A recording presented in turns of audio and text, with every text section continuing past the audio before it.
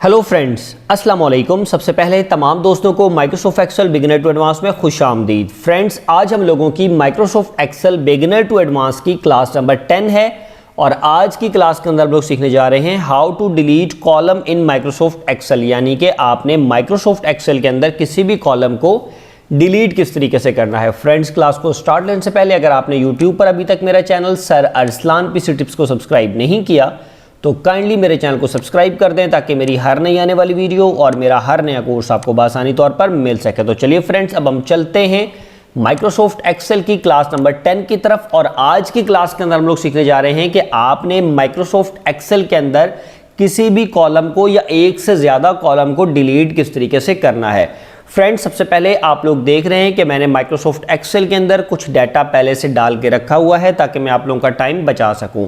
Friends, मैं सबसे पहले इसको थोड़ा सा जूम कर लेता हूं ताकि आप लोगों को इजीली समझ आ सके। फ्रेंड्स, ये आप देख रहे हैं column A, column B, column C, column D, column E, column F और कॉलम जी के अंदर मैंने कुछ पहले से डाटा डाला हुआ है।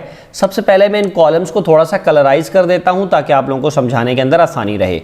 फ्रेंड्स, ये ए, बी, सी और डी, इन चार कॉलम्स को मैं येलो कलर से कर देता हूं और एफ और जी, ये जो दो कॉलम्स हैं, इसको मैं कर देता हूं ब्लू कलर से और ये जो ई वाला है इसको मैं कर देता हूं रेड कलर से।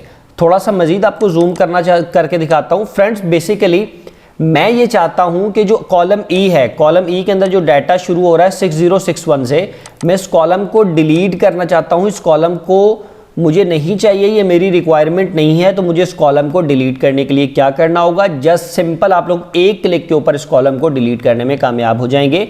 आपने क्या करना है? आपने इस कॉलम ई के ऊपर माउस रखना है।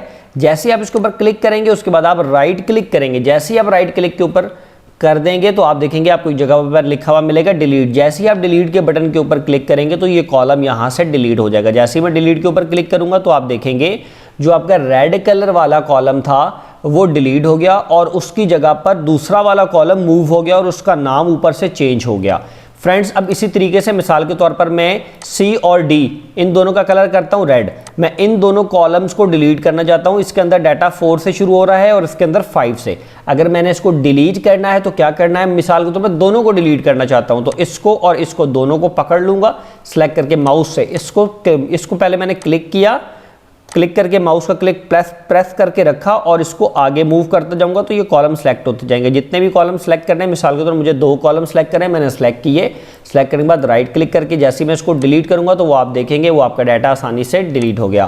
फ्रेंड्स, मैं उम्मीद करता हूं कि आप तमाम दोस्तों को मेरी आज की क्लास के अंदर, जिसके अंदर हम लोगों ने सीखा कि आप लोगों ने माइक्रोसॉफ्ट एक्सेल के अंदर किसी भी कॉलम को डिलीट किस तरीके से करना है, समझ आई होगी। फ्रेंड्स, अब हम इंशाअल्लाह ताला अपनी नेक्स्ट क्लास में हाजिर होंगे। आज के लिए मुझे इजाज़त दीजिए। अल्लाह हाफिज़।